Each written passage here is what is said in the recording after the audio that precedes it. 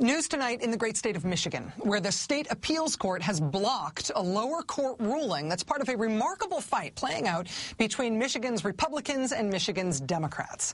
This is a fascinating story in Michigan politics, and since we have been reporting on it, frankly feels like we've hit about 1,000 nerves on both sides. But here's the basics.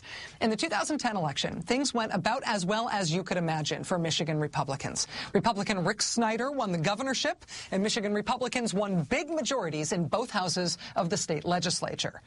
They won majorities, they won really big majorities, but they did not win quite big enough majorities. See, thanks to a change in the state constitution back in the 1960s, yes, that's Mr. Romney's dad there on the left, George Romney, since they last tweaked their constitution about 50 years ago, if you have a two-thirds majority vote in the legislature, you do not have to wait for the end of the session for passed bills to become law. With a two-thirds vote, a supermajority vote, you can have those bills become law immediately. They go into immediate effect. Michigan Republicans have that two-thirds supermajority in the Senate, but they don't have it in the House. And even though they don't have that two-thirds supermajority in the House, which they would need to put their laws into immediate effect, they have been acting like they do have that majority. Here's what that looks like. What you're going to see here is the Republican Speaker of the House making the decision that two-thirds of the legislature, that 73 people, are voting that this law that just passed should go into immediate effect. Watch him count to 73. Speaker recognizes Majority Floor Leader Stamas. Thank you, Mr. Speaker. Move for immediate effect. Speaker, the Majority Floor... The Majority Floor Leader has requested a record roll call vote. All those in favor, please rise. I'm sorry. The Majority Floor Leader has requested immediate effect. All those in favor, please rise. Immediate effect is ordered. What the House Speaker is purporting to do there is count, I think in about 3 seconds, to 73. To count at least 73 supporters standing up in that giant chamber on a measure that he knows just passed with only 62 votes. 1, 2, 3, 73, done! Now, Michigan Republicans responded angrily to our reporting on this last week with a statement from the Republican Speaker of the House accusing me of whining and of having liberal sour grapes. I think the House Speaker is making a vineyard joke there, like the grapes are sour but are nevertheless being fermented into delicious wine, W-I-N-E, which sounds like wine, W-H-I-N-E. So it's a homophone joke, which is excellent. And as impressed as I am by the sounds-alike wine-related insult the Republican Speaker of the Michigan House has thrown my way, I should also note that I concede his point, which I should have made clear in our initial reporting, that both Democrats and Republicans in Michigan have passed lots of legislation by immediate effect. Republicans are not doing this more frequently than Democrats did when the legislature was under Democratic control. Both sides have done this. But what's different now is this.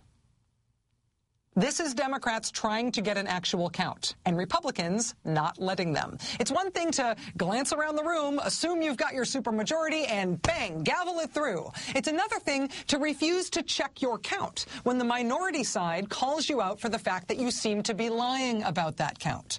Republicans say they used to get ignored, too, when they were in the minority, but they say they didn't think it was any big deal. They didn't much care about it. The state's Democrats have now gone so far as to sue in state court to try to get that count, to try to get the immediate effect of several new laws overturned, because they say they were passed without a real count. They were passed illegally. It was that lawsuit that last week convinced a Michigan state judge to issue a stay to block the implementation of several new laws that would otherwise have gone into immediate effect in Michigan. A state appeals court today overturned that, saying 2 of those laws can go into effect after all. The Republicans in the legislature have the Republican state attorney general arguing this case on their side, and the court that sided with them today says that it is the court that gets to hear all further proceedings on this issue. And so, as this fight unfurls, Michigan is left with some questions. Can a court step in if a legislature is operating contrary to the Constitution and not allowing voting where there should be voting? Should the court intervene if operating contrary to the Constitution and not allowing voting is something everybody's been comfortable with for a long time? And, more importantly, as Michigan rolls into its second year of expanded emergency manager powers, overruling local voting rights. The emergency manager law, remember, not just passed, but also put into immediate effect, even though it appears Republicans did not have the votes to do that. As cities like Benton Harbor and Pontiac and Flint and very nearly Detroit itself are having their citizens stripped of their right to vote at the local level in Michigan. The question remains, what's going on in Michigan? And why is it first recourse in Michigan now to put a halt to all the pesky voting, to solve the state's problems by stopping the voting process that is otherwise known as democracy? And who, if anyone, is going to change that in the state of Michigan? On a personal note, I have to say I am more inclined than ever to stay on this story.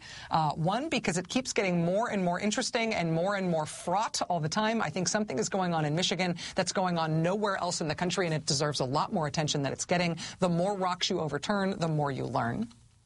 But also, turns out your insults make me stronger.